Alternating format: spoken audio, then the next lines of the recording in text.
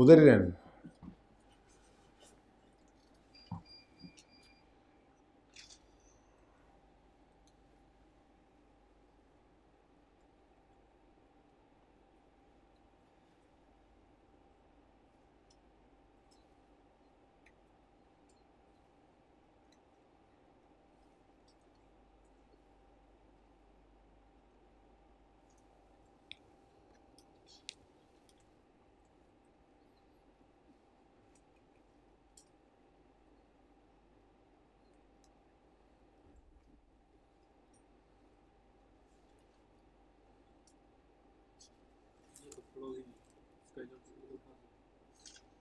नहीं उठाना, नहीं उठाना।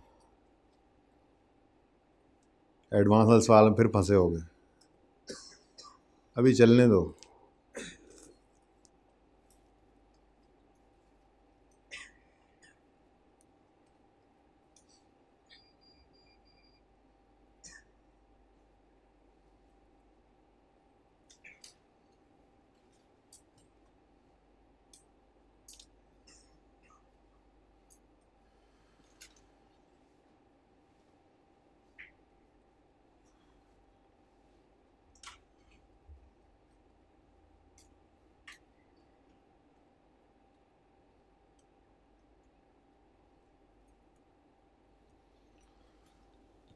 हो गया जी।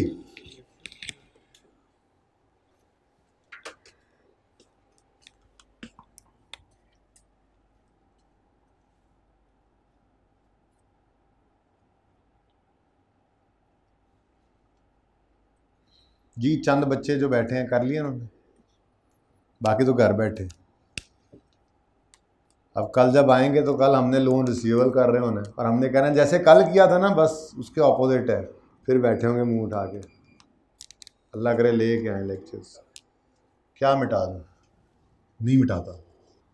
ओके जी, क्लोजिंग को सबसे पहले ओपनिंग बना लेते हैं, ब्रॉड डाउन डॉलर्स में, पहले अगेन डॉलर्स में, ठीक है। 82,931। भाई कह रहे थे कि स्केजुअल से ना उठा लिया करें, ये भी फिगर वही आ रही है। नहीं, किसी वजह से ऐसे करवाया जा रहा है ताकि हर तरह के सवाल में आप चलते रहो। इतना दिमाग, पहली बात लीज अमोर्टाइजेशन, लीज से एंट्री हिली है तो आप परेशान होकर मुंह देख रहे थे कि यार ये तो कोई बात ना हुई, लीज में हम ऐसे एंट्री करें, जब फॉरेन करेंसी का लोन देखें तो ऐसे करें एंट्री। तो कितनी चीज़ें याद रखें, तो फिर अगली चीज़ें आपको याद नहीं करवानी, फिर अगली चीज़ें आपको पक्की पक्की वैसे ही आपको तरतीब पे ऐसे डाल दिया है कि आया कमाया घिसाया। मत सोचो एडवांस का सवाल है, एरियर का सवाल है, आप उससे पालातर हो गए थे, याद है ना। तो यहाँ पे भी कुछ ऐसा ही है, एडवांस हो एरियर हो, आपको उससे कोई परेशान होने की ज़रूरत नहीं, आपको तरतीब बस यही रखनी है। पहले अमोर्टाइजेशन स्केड्यूल बनाना है लोन का फॉरेन करेंसी में, फिर लेजर बनाना है डॉलर्स में पहले, और क्लोजिंग भी बैलेंसिंग निकालना है, उसके बाद फिर रेट्स लगाने हैं। बस यही तरतीब रखिएगा, आगे चल के फ़ायदा पता लग जाएगा। ठीक है जी, ये हो गया जी। उसके बाद interest expense debit loan payable credit 31 दिसंबर 15 पर, interest expense debit loan credit 616577। उसके बाद ये तो कॉलम छुपाया हुआ है ना हमने, ये सिर्फ बैलेंस शीट बनानी पड़ी तो फिर निकालेंगे, वरना ज़रूरत नहीं है जी। ये 25,000 की एंट्री 31 दिसंबर 15 पर, loan payable debit cash credit 25,000 से फॉरेन करेंसी में। ठीक है जी। उसके बाद इधर से कहानी ख़त्म, अब कैलकुलेटर का काम। Opening dollars plus dollars minus dollars, यहाँ पे भी एक लाइन छोड़नी होती है, आपको पता है। यहाँ पे भी पता नहीं उधर जाए बैलेंस इधर आए, वैसे आपको पता है कि क्लास का सवाल है, पहले उधर गया तो अब इधर आना है उसने, एंट्री तो दोनों से कहानी है, लेकिन फिर भी आप तो पर्चे के लिए सोच रहे हैं ना, इधर भी बैलेंस फिगर आ सकती है, इधर भी आ सकती है। ठीक है, तो यहाँ पे हमने आकर लिखा 31 दिसंबर 15 पर क्लोजिंग जी। क्लोजिंग अब निकालें ज़रा, 82,931 प्लस 6577 माइनस 25,050। अब फिर आपको नज़र आ रहा है, भाई को नज़र आ रहा है कि वहाँ पे भी यही है, लेकिन नहीं, हम तो ऐसे नहीं करेंगे। ठीक है, ओके। चलो अब जी ये क्या है, ये बैलेंसिंग फिगर है, ठीक है। ओके नेक्स्ट, अब अगला काम क्या करना है बोलो। अब रेट्स सवाल से उठाने हैं और लगाते जाने। सवाल में आए तो 31 दिसंबर 15 पे 7.5 है डॉलर, ये तो आ गया 7.5 रुपीज़। ब्लू से रेट तो ब्लू से लगते हैं ना एंड पे आके, ठीक है। जब 33 चलते हैं, यकम जनवरी 15 पे रेट क्या था 8.5। इंटरेस्ट एक्सपेंस हो या इनकम हो, उसको एवरेज रेट पे, एवरेज रेट क्या है 7.7 2015 का 7.7, ठीक है जी।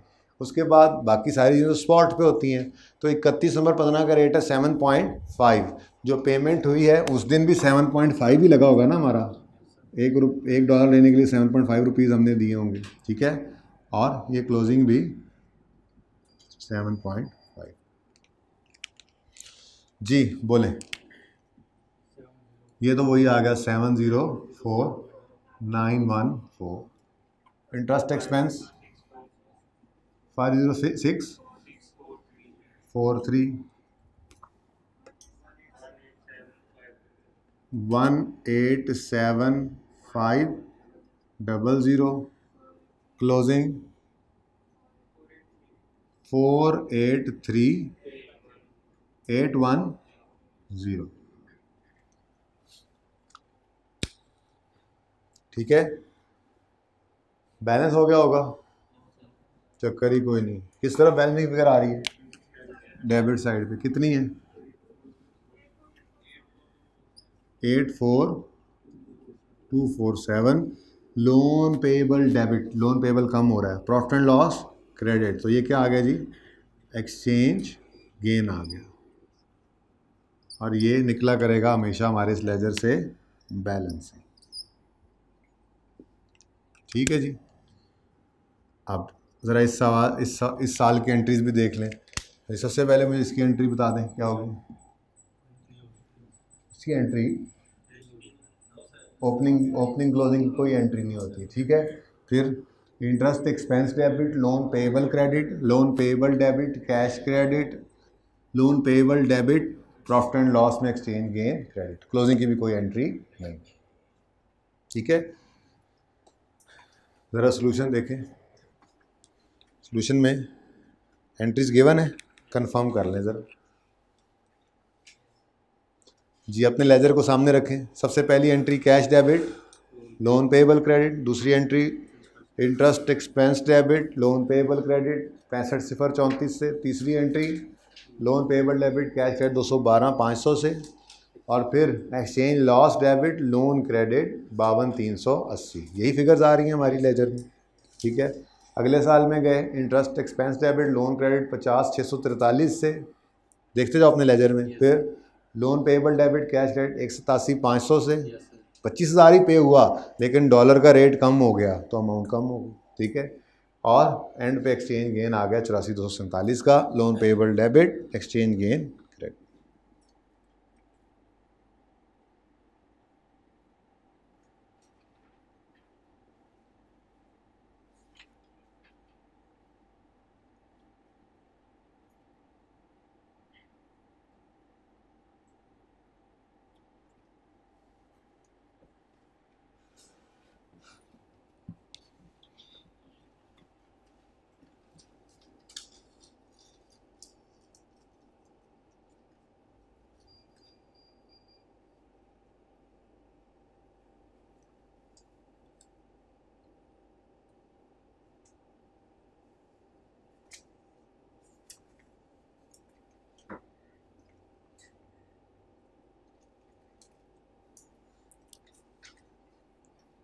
अच्छा जी,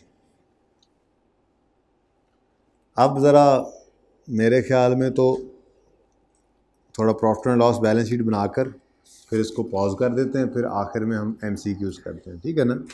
चलो, प्रॉफिट एंड लॉस अकाउंट 31 दिसंबर 2015 कौन कौन से साल हैं? 14 और 15 है, यहाँ 15 कर लें और 2014। जी बच्चों, एक तो वो चीज़ जो हर साल आनी है, इंटरेस्ट एक्सपेंस। जी इंटरेस्ट एक्सपेंस अपने अपने वर्किंग वन से देखकर बताएं। 14 का इंटरेस्ट एक्सपेंस क्या है? 65693 65, अच्छा 7931। यार कैसी बात कर रहे हो बेटा, इंटरेस्ट एक्सपेंस है ये, अभी एंट्री करके आ रहे हैं। Interest expense debit loan payable credit working one, sorry मतलब लेजर से लेना है। अच्छा, अल्लाह माफ़ करे, कैसी बातें करते हैं आप लोग। बंदा भूल भी जाता है, बंदा गल भी ना करे। जी 6503। देखो हमने रुपीज़ के अंदर एंट्रीज भी करनी है, रुपीज़ के अंदर इनकम स्टेटमेंट बैलेंस शीट बनानी होती है। डॉलर के लिए वो आसानी थी, इसलिए डॉलर के अंदर पहले अमोर्टाइजेशन स्केड्यूल बनाया, फिर उसी में हमने लेजर बनाया, फिर बाद में काम तो वही किया जो हमें चाहिए था। रुपीज़ से हमने मल्टीप्लाई करके अपने रुपीज़ में फिगर निकाली है, उसी से जनरल एंट्रीज़ की हैं, उसी से हम हमारी प्रेजेंटेशन करेंसी बेसिकली पढ़ेंगे इंशाल्लाह। कल हम प्रेजेंटेशन करेंसी है पाक रुपीज़, सवाल में बताया हुआ था उसमें। तो प्रेजेंटेशन करेंसी का मतलब होता है जिस करेंसी में जनरल एंट्रीज करते हैं। क्या वजह होती है प्रेजेंटेशन करेंसी बनने की, क्या शर्तें होती हैं, ये कल पढ़ेंगे, ठीक है। तो हमने रुपीज़ के अंदर ये एंट्रीज करनी है, ओके। डॉलर वाली चीज़ को रुपीज़ में कन्वर्ट करके हमने एंट्री की, ओके। अच्छा, तो अगले साल के इंटरेस्ट एक्सपेंस बताओ। अब लेजर वर्किंग 2 से देख के बताओ। 50643, ठीक है जी। नेक्स्ट, एक्सचेंज पहले साल में लॉस आया था कितना? 52380। और दूसरे साल में एक्सचेंज, अब इनको सबको माइनस ही कर देते हैं फिर। जी एक्सचेंज गेन जी 484247 पॉजिटिव। ये जी हमारा प्रॉफिट एंड लॉस बन गया सवाल, ठीक हो गया। बैलेंस शीट की तरफ आते हैं। कोई इंटरेस्ट पेएबल तो है नहीं, सिर्फ लोन है, ऐसा ही है। लेकिन एक मसला है, किश्ता वाला लोन है, तो कुछ करंट कुछ नॉन करंट। अब नॉन करंट लायबिलिटीज़ में आपका लोन आएगा और करंट लायबिलिटीज़ में इसका करंट पोर्शन आ जाएगा।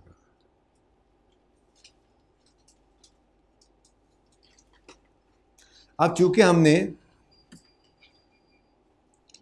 बैलेंस शीट बनानी रुपीज़ में है, ठीक है, तो हम जाएंगे और जाकर अपने लेजर के पास ही अपने क्लोजिंग बैलेंसेस को पकड़ेंगे और उनको बाइफरकेट कर लेंगे, ठीक है। लेकिन मिलेगा कहाँ से हमें? पहले हम बैलेंस शीट बना रहे हैं 14 की, ये सबसे टेक्निकल काम यही है, ठीक है। बैलेंस शीट बना रहे हैं 2014 की, तो 2014 की आखिरी पेमेंट के नीचे लाइन लगा दी, ठीक है। ये क्या है? करंट, और ये नॉन करंट, ऐसा ही है। चलो, तो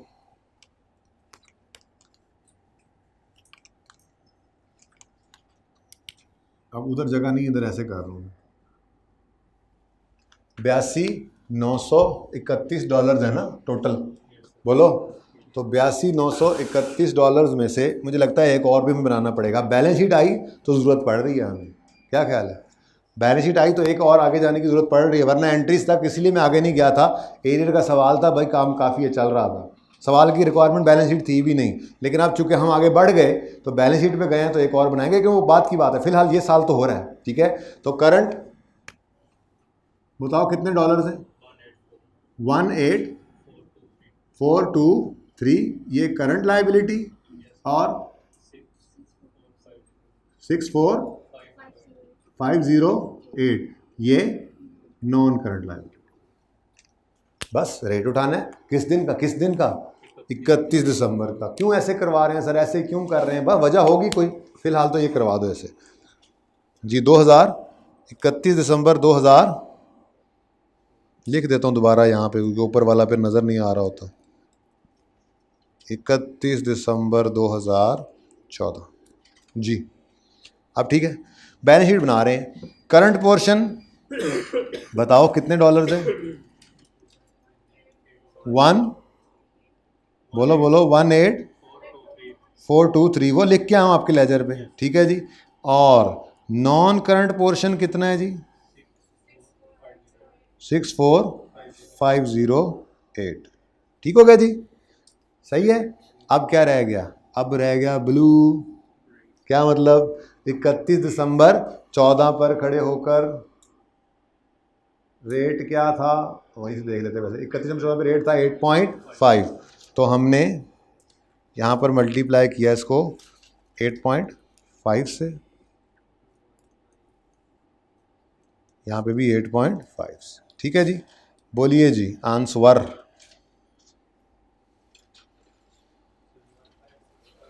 पहले करंट बता रहे हो, 15659 भी है।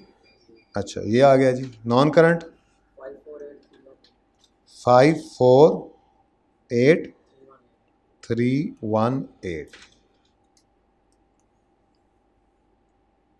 ठीक हो गया जी, सही है। अगले साल में फिर वही प्रैक्टिस करनी पड़ेगी, लेकिन अब अगले साल के लिए आपको पता है जिस दिन मैंने यहाँ पे आना है और ये लाइन मैंने लगानी है, तो करंट पोर्शन सामने नज़र ही नहीं आ रहा। करंट नॉन करंट कैसे बाइफरकेट करें? तो अब आके इंटरेस्ट की ज़रूरत तो नहीं थी मुझे, लेकिन प्रिंसिपल की तो है ना, ठीक है। अब आके मुझे एक स्टेप आगे जाना पड़ रहा है। मत निकालना इंटरेस्ट, लेकिन मतलब इंटरेस्ट नहीं निकालोगे तो फिर ये बैलेंसिंग नहीं निकलेगा। लिखना नहीं है तो मत लिखो, मुझे कोई मसला नहीं, ठीक है जी। बोलें अब इस पर फिर रेट लगाएं और इंटरेस्ट निकालें। 511116 19884 बैलेंस 24। 15 के साल की आखिरी पेमेंट के नीचे लाइन लग गई। ये करंट और ये नॉन करंट। तो नीचे भी कर सकते हैं, नीचे शायद नज़र ना आए, इधर ही कर लेते हैं जी। इसके दो हिस्से किए। पहला है 19884 डॉलर्स, ये क्या है? करंट। दूसरा 44, इतना आहिस्ता बोला करो कि मुझे खुद देखना पड़ा करे, ठीक है। 44684। ऐसे क्यों सहूलत दे उस्ताद ले रहे हैं नॉन करंट। तो ये दो हिस्से हैं, इधर लिखवाओ जी। करंट पोर्शन फरमाइए 19884 और नॉन करंट पोर्शन फरमाइए 44624। ब्लू मार्कर बाहर आया और 31 दिसंबर 15 के साल पे स्पॉट रेट 31/15 पे कितना है? इसको 7.5 से मल्टीप्लाई कर डाला हमने, 7.5, इसको भी 7.5 जी। फरमाएं जी। फिर पहले करंट बता रहे हो 1430, नॉन करंट 334680।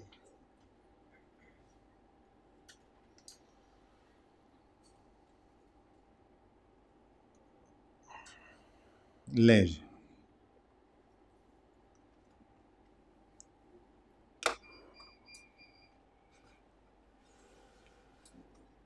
सही है।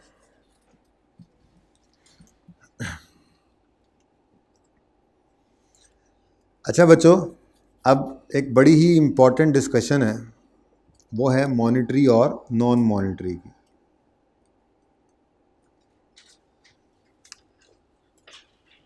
ये सिर्फ यहीं नहीं चलेगी, ये आगे भी टॉपिक्स के अंदर यूज़ होनी है। मॉनिटरी कहते हैं बताते खुद कैश को, receivable, payable,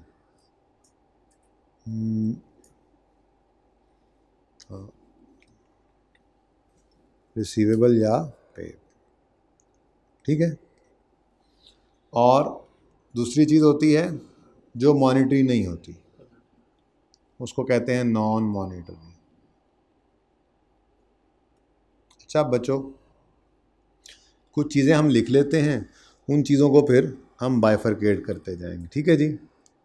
property plant equipment है, लोन, थोड़ा दूर दूर करके लिखें, चार्जर ही नहीं लगा हुआ, चलो निकल ही जाएगा थोड़ा टाइम।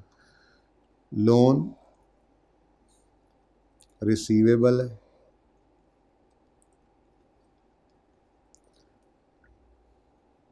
इन्वेंट्री है,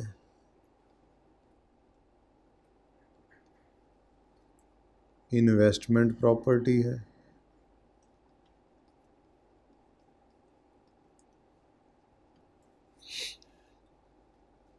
डेटर्स हैं,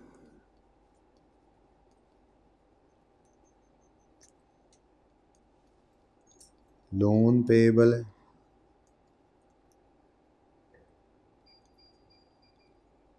बैंक या कैश है, बायोलॉजिकल एसेट्स हैं,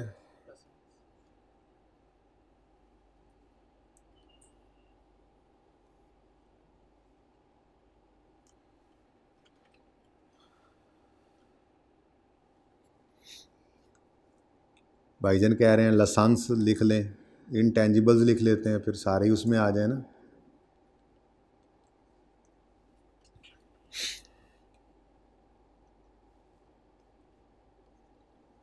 क्रेडिटर्स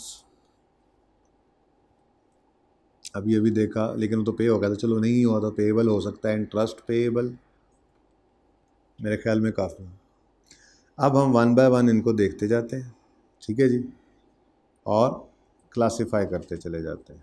फिर इंशाल्लाह इसकी सिग्निफिकेंस भी हमारे सामने आ ही जाएगी, अभी ज़रा वक्त नहीं आया, ठीक है जी। प्रॉपर्टी प्लांट इक्विपमेंट कहाँ जाएगा? नॉन मॉनिटरी एसेट है, ये मॉनिटरी नहीं है, मैंने बात की भी थी पहले। इसको बेचें तो पैसे नहीं आए तो receivable from receivable for plant मिसाल के तौर पे, तो ये मॉनिटरी बन जाएगा, लेकिन प्लांट बताते खुद मॉनिटरी नहीं है।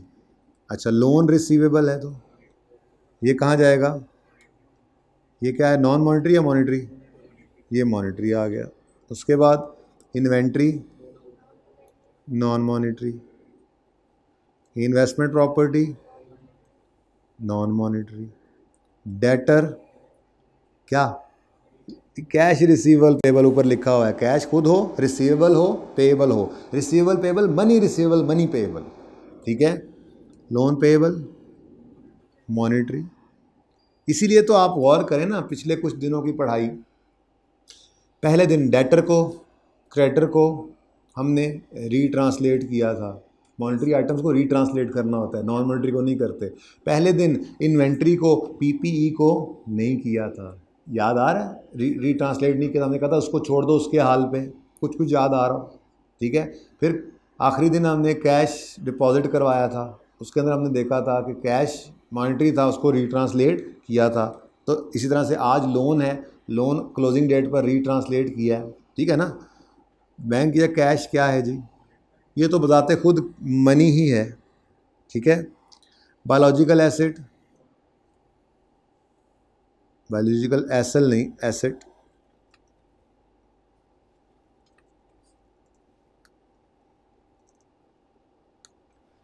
उसके बाद इंटेंजिबल्स हैं, बोलें नॉन मॉनिटरी। उसके बाद क्रेडिटर्स हैं, मनी पेएबल होता है ये भी। फिर इंटरेस्ट पेएबल, मनी पेएबल होता है ये भी, ठीक है जी। तो ये जहन में रखिएगा।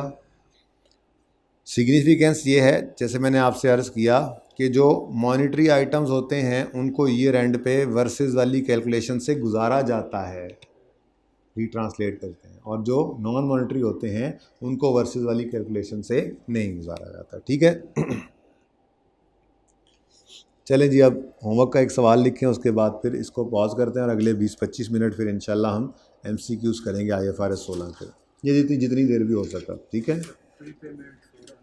वो भी आ जाएंगे इंशाल्लाह आहिस्ता आहिस्ता। वैसे by the way, pre payment आपने कोई खर्चा पहले पे कर दिया है तो क्या बाद में आपने खर्चा पे करना है दोबारा? ऐसे ही आप कोई एडवांस सवाल करेंगे बाकायदा इसकी, एडवांस आपने प्लांट मंगवाना था, आपने एडवांस जमा करवा दिया, वो क्या होगा? अब देखना पड़ेगा। ठीक है ना, क्योंकि एडवांस में भी आपने मनी नहीं पे करना, बल्कि वो तो ऑलरेडी पेड होता है। तो ये देखेंगे इंशाल्लाह। फ़िलहाल सादा बातें लिख लें, स्पाइसी भी आएंगी और उसके सवाल भी करेंगे इंशाल्लाह। कल करना है हमने ये सारा कुछ इंशाल्लाह। ठीक है, चलें जी, पेज 466 के ऊपर आपका क्वेश्चन 23 है, प्रैक्टिस सेट 23।